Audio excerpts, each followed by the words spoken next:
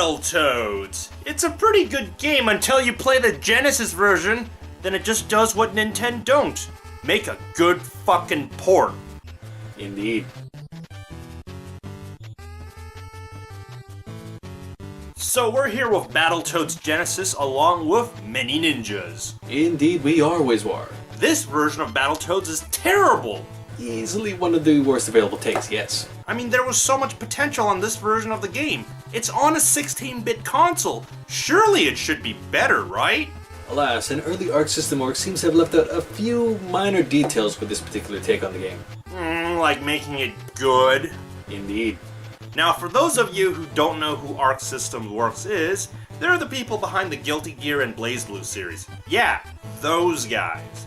So, despite the fact that this port of the game is not handled by Sega themselves, I'm still gonna make fun of them for making this version of the game. Indeed we are, Wizwar. What's so bad about it? Well, to be honest, it's a really bad port, based or modeled on, whichever one it is, on the Japanese version of Battletoads to make it easier. You'd think with that in mind, plus having a more powerful console to work with, this would turn out to be a pretty decent take, right? But you all know that's not why we're here today, don't you? You know, I was somewhat excited to see what the Genesis version of Battletoad does that Nintendo don't on the NES. I mean, I never knew there was a Genesis version until I saw it. I mean, dude, look at that super sweet-ass box cover. It looks more badass compared to the NES cover, doesn't it?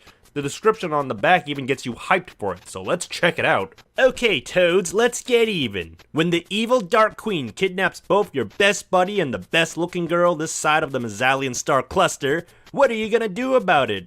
Are you gonna cry, hide, call the Star Cops? No way, because you're a Battletoad, and Battletoads don't cry, hide, or call for help.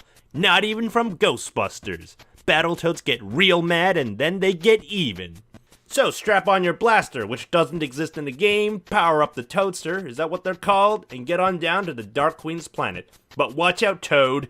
This lady's bad, and she's got a whole mess of really nasty surprises lined up for you in the Genesis version, like the Psycho Pegs, the Mutant Rat Pack, Robo-Manus, and the Saturn Toad Trap, to name but a few. You're gonna need all your fighting skills to defeat her, even though it's a beat-em-up. The Battletoad butt, the Big Bad Boot, and the Nuclear Knuckles. Hey, and don't forget to take along the Jet Turbo, the Spaceboard, and the Speed Bike. And what about that Toadster you were talking about? Because you're gonna need 'em all, Toad, if you're gonna rescue your friends and get the frog out of there with your green skin intact. Hey, there's a typo over there.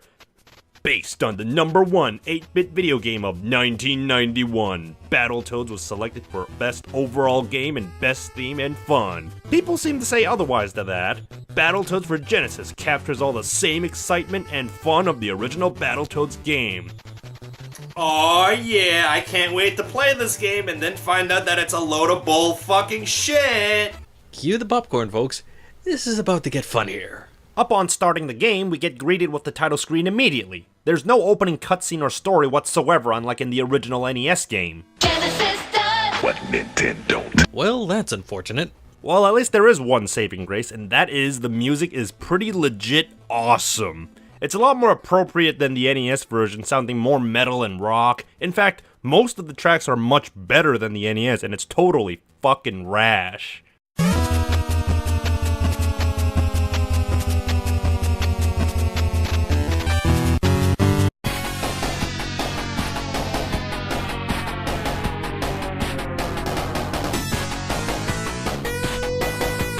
It did do a few things better, like having a cleaner 2-player mode from the start, rather than the NES's odd drop-in arcade style. And that's where the bad things start to appear again. The cutscene between the Dark Bitch and Professor T-Bird in the Genesis version looks like a real bland transition, and the Queen kind of looks like crap. The look of it all seems like something out of a children's typing game on a home computer back then. It just looks so lame. The cutscenes are somewhat weak here in general compared to the rest of the title, which ranges from about the same to a tad better in spots, with a larger resolution and range of colors available. In the Genesis version, you start off with 5 lives instead of 3, just like in the Famicom version, where you don't have to press down A plus B to get 2 extra lives. Wait, so how are we talking about the game? What do you mean? Are we talking a side-by-side comparison with the original here? Essentially, yes. This is going to be a long video, isn't it? Well, we could cut it down by talking about the problems that are specific to the Genesis version.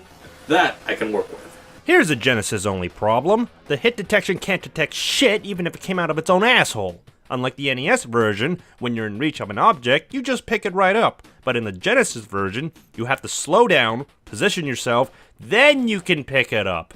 This can be irritating because it's just so wrong, but it doesn't just apply to that. We'll come back to this to explain it further. Indeed we shall, because it's hard to miss this sort of thing, pardon the pun. Here's a fun example. In the original NES game, your Toad's tongue would home in on flies to eat them. In the Genesis port, your tongue stuck to a 45-degree angle, making it trickier to get health back with how flies tend to spawn at odd angles you can't match easily anymore. Well, fortunately for the rest of level 1, it's pretty much the same till you get to the boss, which has a big fucking problem in that it's glitchy. Sometimes when you throw the ball, it just misses. This rarely happened in the NES version, like, geez, Battletoads Genesis, what is wrong with you? Genesis done! What Nintendo don't. The only nice thing about this boss is that you get a much better hyped up boss theme and level clear theme, and it's legit awesome.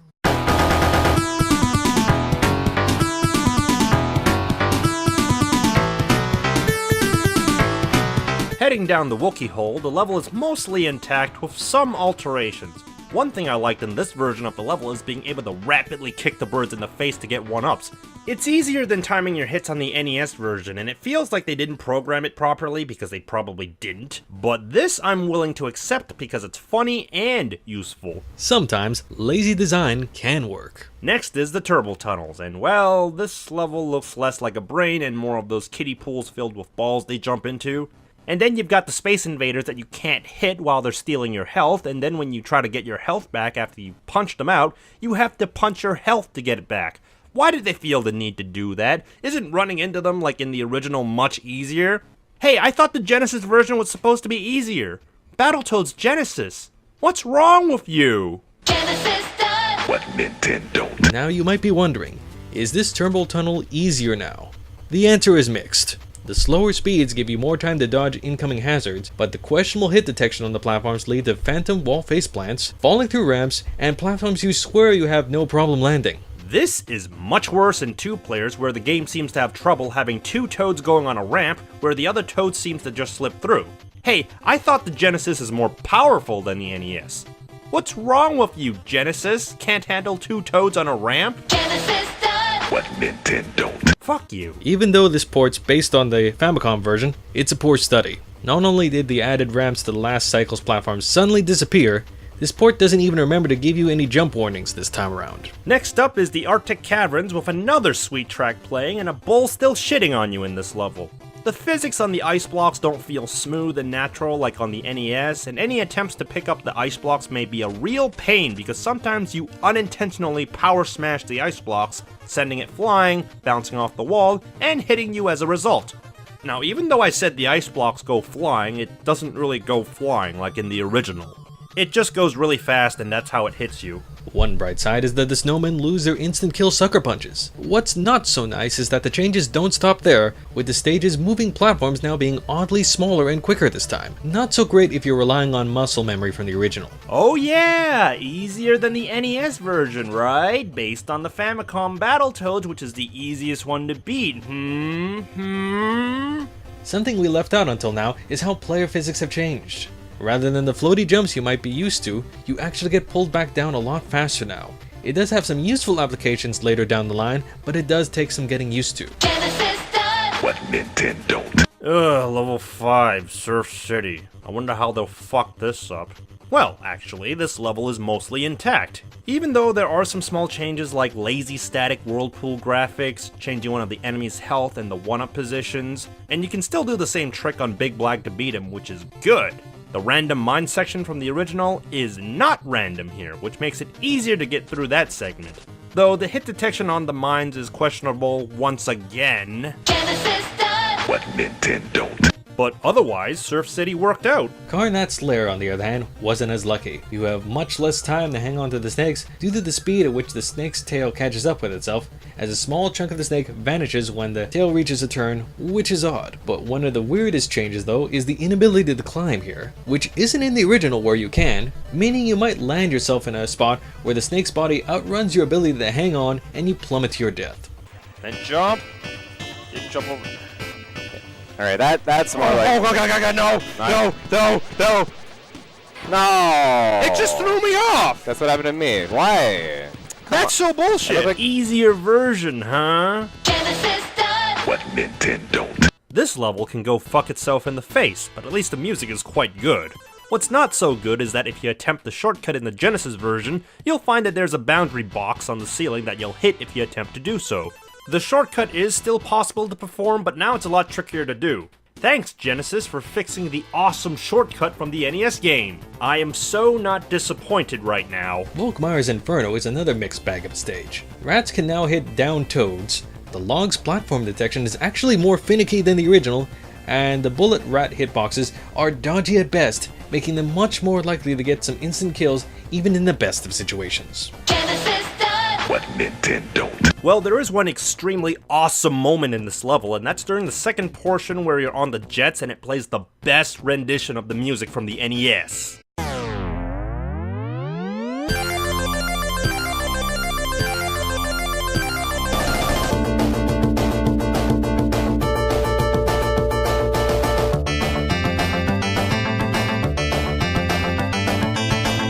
Legitimately, it's awesome, but they still end up fucking this up, because if you die at any point during this section, it goes back to the part 1 music, and that sucks a load of fuck from a duck in a truck.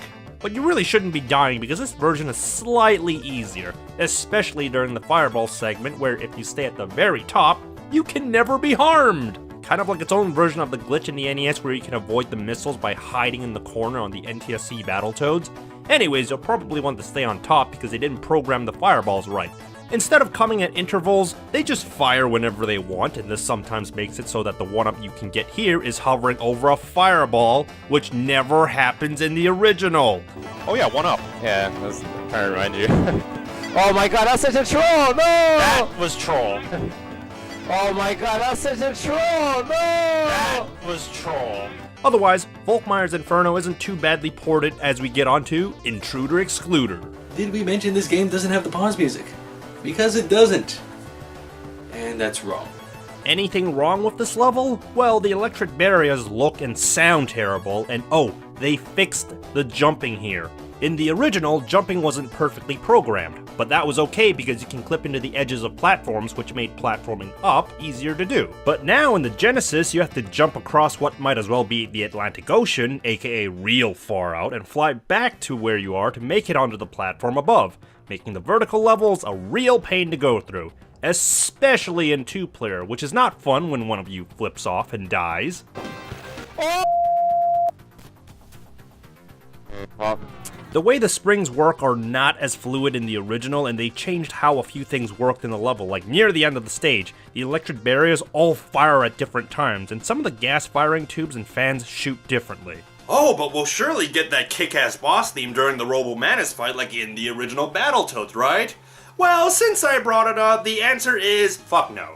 The Robo-Manus fight is honestly a mess here. For one, the game actually doesn't properly pan all the way up the screen in this port, meaning your arena is actually cut a bit short here if you don't jump. Robo-Manus is technically smaller and spawning a new paint job. His hitboxes didn't get the memo, so he'll take phantom deaths from time to time. He's oddly a lot more gun-shy too now, which takes away from some of the original challenge. Oh, so close to the end of all this bullshit, just got to go through the sewer tubes.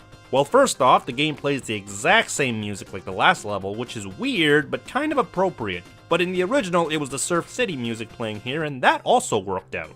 The suicide robots aren't suicidal anymore, so you can just run past them, and it's kind of lame, but after all the bullshit I had to go through, I'm not gonna complain that much. Also, you remember that thing I said about falling down really fast? Well, we can use that to our advantage during the gear races in the first part, where for some reason, if while in midair you start punching, you begin dropping down really fast, and that gives you an advantage, especially in the next level. Careful when you do this though, as you can either get stuck or even lose a life if you get caught off screen here. The eels can actually stun lock you to death now if they catch you, and the AI for the sharks is more aggressive here than their original counterparts. At least the hitboxes for the hammerfish are toned down somewhat, making them easier to dodge. Well, it's time for the gear races part 2, and these gears are faster for some reason, so you gotta be even faster. So Genesis, what was that about being based on the easy version of Battletoads, Genesis done. What Nintendo don't? After that part, the level's pretty much the same, with some level alterations like removing some spikes, which I'm okay with. Not so much with the water flashing at me, like, why was that needed? Do you want me to go blind Genesis Battletoads or cause epileptic seizures? Either way, no one needs that. What is also not needed is the rearrangement of the copters here. In 2-player, it's such a pain in the ass to grab the second copter, but at least it's still fine in 1-player. Finally, let's get on to Rat Race. Rat Race actually got a difficulty spike if anything for a few reasons. This port loses both the headbutt trick and the rat kick glitch to end the stage early. When gas tubes spawn on screen, they also now fire immediately, which forces you to slow down and wait to avoid instant death, which hurts particularly during the second leg of the race. The third leg's rat is actually somewhat slower, but still not easy due to the change in physics, making it harder to slip through platforms now. Fortunately, you can use the fast drop trick like in Terror Tubes to get down the level really quickly, and that's how I was able to beat the rats. But dropping down to the boss with General Slaughter, who looks much more odd that once again has no boss music playing, and you can't speed kill this guy unlike in the original where you can juggle him, which was fun to do. But not here! What's wrong with you, Genesis version? I mean, we can't even have fun?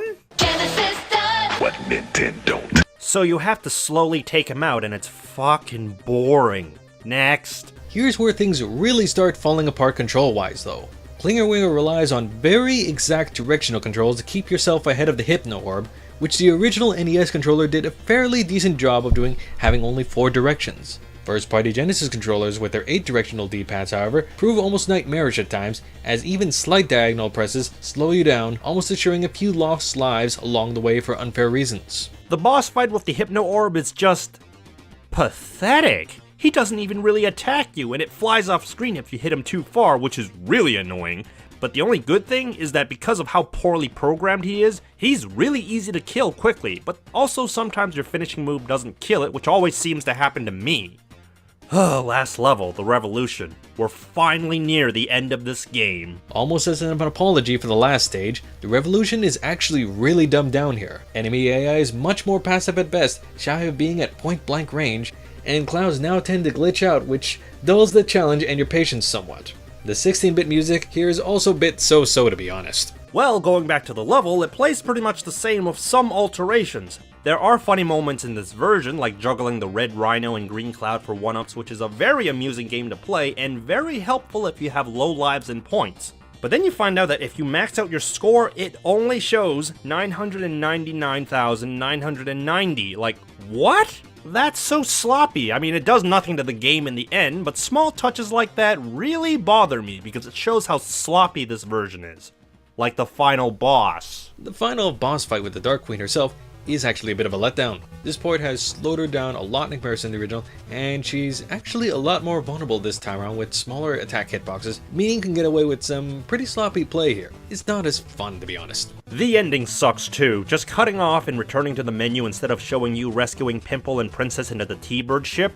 In the NES, there were even 4 different endings with the Dark Queen you could get with her saying different things each time, but the Genesis version, only 1. So you're telling me the Genesis version can't even get the random ending dialogue right? Like, wow, what a great fucking port, right?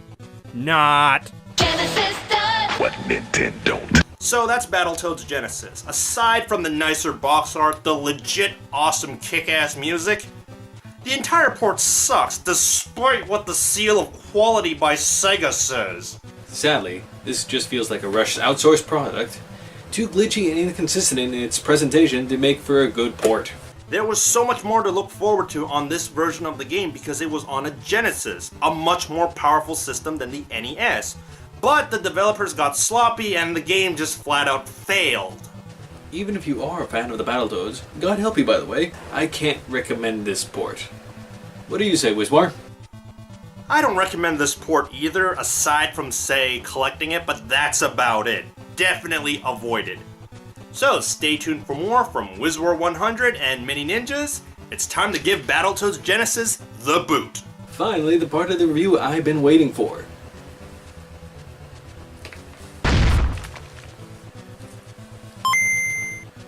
For Ninja, that was an awful execution of the game. I guess I better make up for it.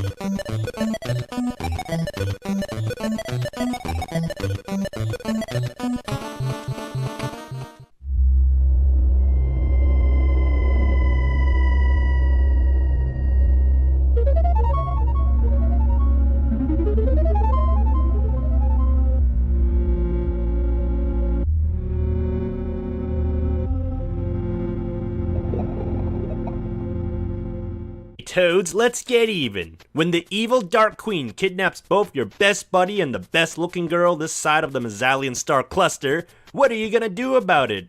Are you gonna cry, hide, call the star cops? No way, because you're a Battletoad, and Battletoads don't cry, hide, or call for help. Not even from Ghostbusters. Battletoads get real mad and then they get even. So strap on your blaster, which doesn't exist in the game, power up the Toadster, is that what they're called? And get on down to the Dark Queen's planet. But watch out, Toad. This based or modeled on, whichever one it is, on the Japanese version of Battletoads to make it easier. You think with that in mind, plus having a more powerful console to work with, this would turn out to be a pretty decent take, right? But you all know that's not why we're here today, don't you? You know, I was somewhat excited to see what the Genesis version of Battletoad does that Nintendo don't on the NES. I mean, I never knew there was a Genesis version until I saw it. I mean, dude, look at that super sweet-ass box cover. It looks more badass compared to the NES cover, doesn't it? The description on the back even gets you hyped for it, so let's check it out. Okay, lady's bad, and she's got a whole mess of really nasty surprises lined up for you in the Genesis version, like the Psycho Pegs, the Mutant Rat Pack, Robo-Manus, and the Saturn Toad Trap, to name but a few. You're gonna need all your fighting skills to defeat her, even though it's a beat-em-up. The Battletoad butt, the Big Bad Boot, and the Nuclear Knuckles. Hey, and don't forget to take along the Jet Turbo, the Spaceboard, and the Speed Bike. And what about that Toadster you were talking about? Because you're gonna need them all, Toad, if you're gonna rescue your... Should be better, right? Alas, an early Arc System org seems to have left out a few minor details with this particular take on the game. Like making it good. Indeed. Now, for those of you who don't know who Arc System Works is, they're the people behind the Guilty Gear and BlazBlue series. Yeah, those guys. So, despite the fact that this port of the game is not handled by Sega themselves, I'm still gonna make fun of them for making this version of the game. Indeed, we are, Wizwar. What's so bad about it? Well, to be honest, it's a really bad port. Battletoads! It's a pretty good game until you play the Genesis version, then it just does what Nintendo don't. Make a good fucking port. Indeed. So we're here with Battletoads Genesis along with ManyNinjas. Indeed, we are, Wizwar. This version of Battletoads is terrible! Easily one of the worst available takes, yes. I mean, there was so much potential on this version of the game. It's on a 16-bit console. Surely it